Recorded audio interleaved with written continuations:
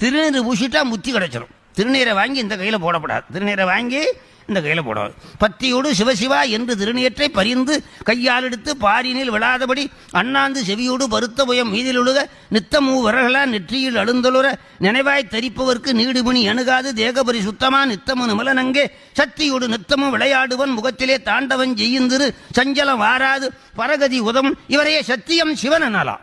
மத்தினிய மேருவென வைத்த முதனை கடையும் ஆள்முருகனான முருகா மயிலேறி விளையாடும் குகரேபுல் வயலீடு மலைமேவு குமரேசன். குமரேச சதகம் இதில் விளங்குதா? அதனால மந்திரமாவது நேரு, வானவர் மேலது நேரு, சுந்தரமாவது நேரு, துதிக்கப்படுவது நேரு, தந்திரமாவது நேரு, சமயத்திலுள்ளது நேரு, செந்துவோர் வாயுமங்கன் திருவாளவாயான் திருநீரே முத்தி தருவது நீரு.